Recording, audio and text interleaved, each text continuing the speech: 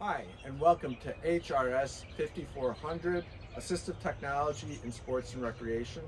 I'm Carmen DeGiovane. I decided to change things up this week and record my overview video outside. It's a beautiful, well, a little overcast, chilly morning, but I thought it was just something a little bit different. So for this overview module, we're going to talk about Module 11, E-Gaming Part 2, and Module 12, Classifications for Adapted Sports. I just want to first start off with a little note about backward course design, starting with the end in mind. I'm reading a book called Small Teaching Online by Flower Darby and James Lang, and they oftentimes talk about backwards course design. And I hope you're seeing that in this course, or starting with the end in mind. I hope you're seeing that with this course, and that I've got an idea of where I want you to be at the end of the semester. And I started there and then worked back to figure out how are we going to get there. Some of the things that I've done in order to facilitate that is what's called guiding learning through engagement, so the learning activities that I have every week, and using media and technology tools with purpose, not just for the fun of it. So I hope you can see that you can experience that the learning activities and the technology that I use aren't just for the sake of using them, but there's really some purpose behind using them. And the last thing is, I hope you appreciate that I'm always trying to build community within the course, whether that's through the discussion posts where you're interacting with each other, through these overview videos, or through the feedback that I provide in the assignments. As a student, I always wanted to know why we're teachers, why we're instructors requiring the assignments, and so I thought I would share a little bit of that with you as we go through this course. So on to E-Gaming Part 2. This was a new module. I hadn't used this module, or didn't have a second module on E-Gaming in prior courses, and added this course because the students really seemed to like it. I included the learning outcomes on these notes as well as on the overview page, so you get a sense of what I wanted you to learn in this module. In Module 11, we continue our exploration of electronic sports and e-gaming. As I noted, this is a new module for the course. We build on the foundations that we developed in Module 10. And in this module, really focus on design and evaluation. Now, they may sound like two different things, but really design and evaluation go hand in hand. When you design a new technology, you always have to evaluate it to see if it's working. And so oftentimes those design principles that you use in the design process are also used in the evaluation process. So if you're an engineer designing a new product, or a clinician who's evaluating the effectiveness of a product, you'll use the same similar principles.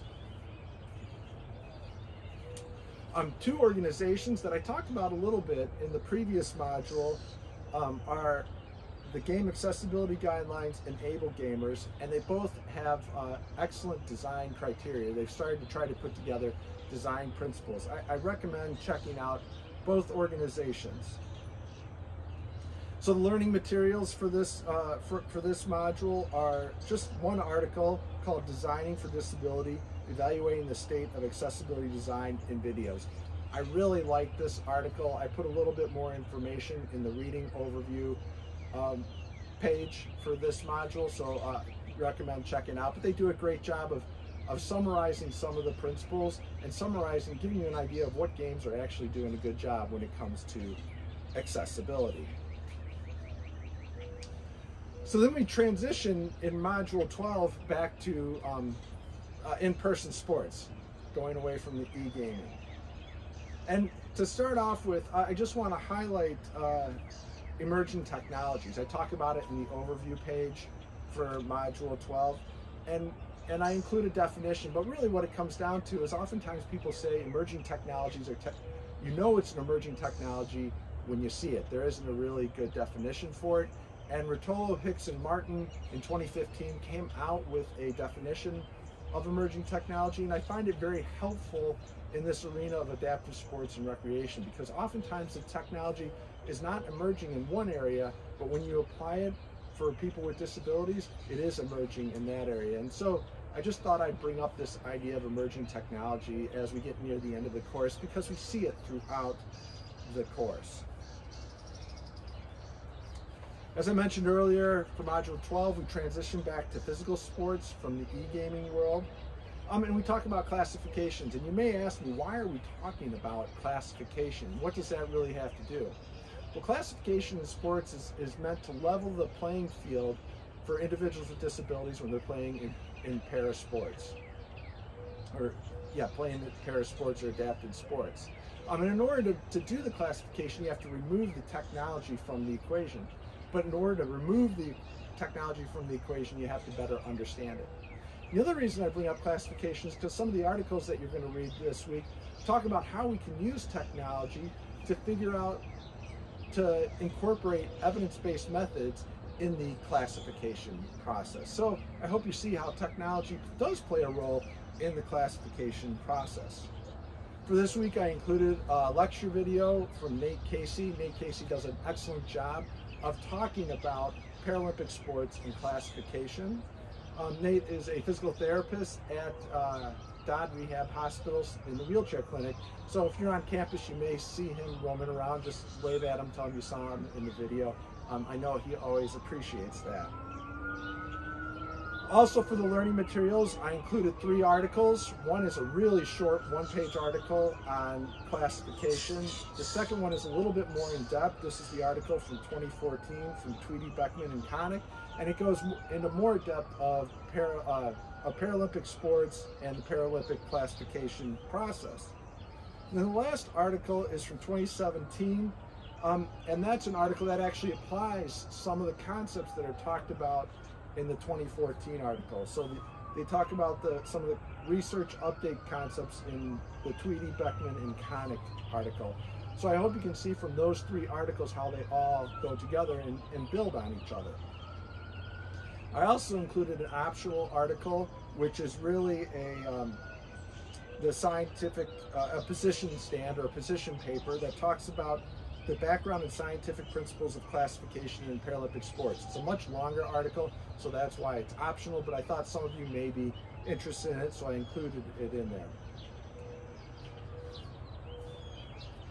Okay, I want to wrap up with news and notes and cool stuff in assistive technology. In terms of cool stuff in assistive technology, I'm including a link to an article entitled Rural Life as a Wheelchair User. I thought you might find that interesting. There's some cool stuff that also apply not only to a wheelchair user in the seating and mobility world, but also some stuff that would apply in terms of sports and recreation, be valuable in terms of the sport and recreation side of things. Okay, so we get to the end of the semester, the news and notes section tends to get longer and longer because there's more announcements. One thing is, in terms of grading, I'm slowly but surely working through all of the grading and providing feedback. I'm not providing as much individual feedback, more providing group feedback, but I'm pretty sure you can see how it applies to your own particular assignment. As I'm providing feedback, I'm oftentimes giving examples of what does a good submission look like, and I'm doing that through discussion posts or just by including some of the submissions that came in. So be sure to go back and check that out, because that'll really facilitate the learning process for you. In terms of Module 11 and 12, well, this craziness of the semester finally caught up to me. It always tends to at this time of year, as it does you. So I didn't have any assignments for Module 11, so I'm looking at where I can put those assignments in Modules 13 and 14. So I'll be revising the syllabus a little bit. I'll be sure to make you aware of those revisions, but just keep an eye out for those revisions. I want to make you aware of, for the undergrad students in the health sciences program, that there is an opportunity to get funding, research funding. So if you're doing research funding, the health sciences program has a way that you can get some funding for next year. So if you're a second year or third year and you're looking to get funding for next year, I'll provide some information for you about how to go about getting applying for it. And then on April 12th and April 13th, we have the Occupational Therapy Doctorate Capstone presentations. I highly recommend coming out and supporting the other students in the School of Health and Rehabilitation Science. If you're an undergrad student, it's a great way to network. and learn more about occupational therapy and physical therapy and assistive technology in sports and recreation. We're kind of covering the gamut on both the 12th and the 13th. If you're a grad student, it's a great way to see what your peers are doing. And if you're a post-professional student, well, we'd love to have you as a mentor in future years. You don't have to be an occupational therapist in order to be a mentor. That's really the cool part about these capstones. So come out and check the presentations. They're poster presentations and panel presentations. And then I've noticed that a few of you have signed up obviously for this class, HRS 5200 in the intro course, and you didn't sign up for the certificate program itself. I highly recommend signing up for the certificate program so you get it on your transcript and you get recognized for participating in the certificate program. Whew, that was a lot this week. So that's it. Reach out to me via Carmen Canvas Mail. If you have any questions, feel free to sign up for a meeting with me for office hours.